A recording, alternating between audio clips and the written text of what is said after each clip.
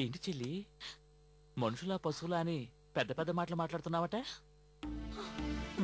మనుషులకైనా పశువులకైనా ఈ సరదా తప్పదే పిచ్చినా చెల్లి.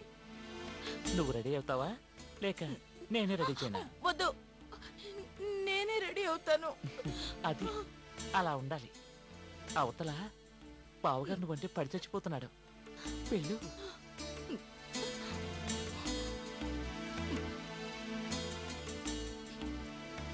ఏంటి చూస్తున్నావు?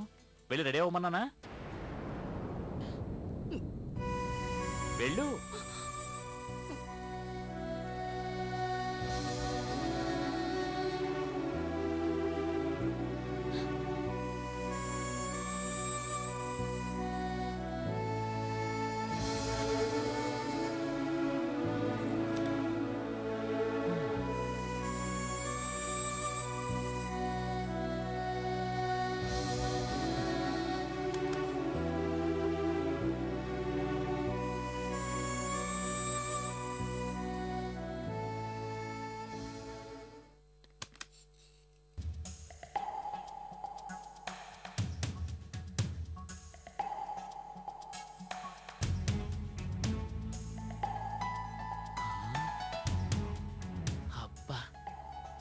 ఎంత అందంగా ఉన్నావో. అందుకే ఆ బావకి నువ్వంటే అంత ప్రాణం. వెళ్ళి పార్టీని పంపిస్తాను. అతను సుఖపెట్టి నువ్వు సుఖపడు.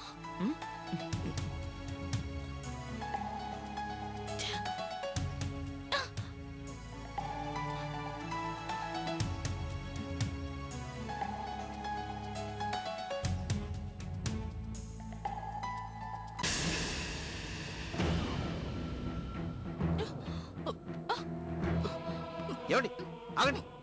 వదలండి, నన్ను చావనివ్వండి. వదలండి, వదలండి. నేను చనిపోవాలి. నీకేమైనా పిచ్చి పట్టిందా? చచ్చిపోయి ఏం సాధిస్తావు? బ్రతికి ఏం చేయాలి? ఈ బ్రతుకు నాకొద్దు. దీనికంటే చావే మేలు. మీ పరిస్థితి నాకు అర్థమైంది. కొంచెం కొంచెం ఓపిక పట్టండి.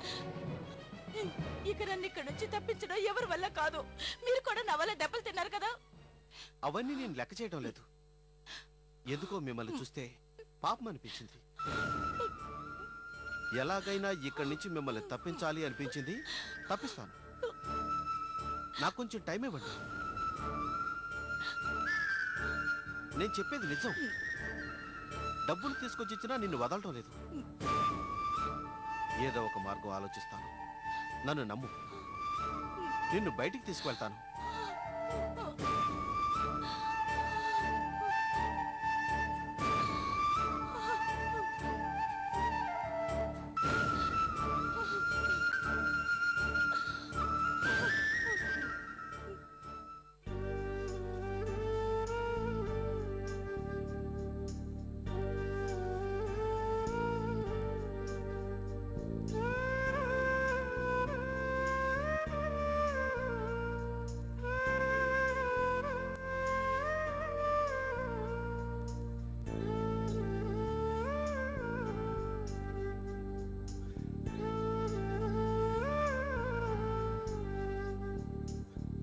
ఏం బాబు, పిల్లలు కనిపించారా?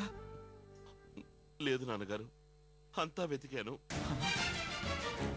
అయిపోయింది, అంతా అయిపోయింది.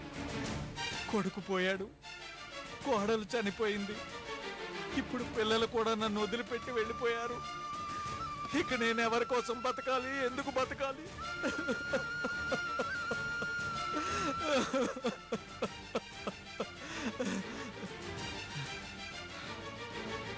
నేను బతకూడదు.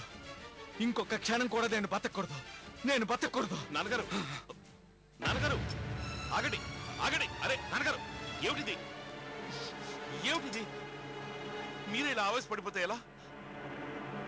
ఇంతకంటే నేనేం చేయను బాబు. ఇంకా నేనెందుకు బతకాలో చెప్పు. నాన్నగారు కష్టాలు వచ్చాయని చనిపోవాలనుకుంటే ఈ లోకంలో ఎవరు బ్రతుకుతారు చెప్పండి? ఆ మాటకొస్తే నేనెవరి కోసం బ్రతకాలో చెప్పండి. మీతో పాటు నేను చచ్చిపోతాను అంతే. బాబు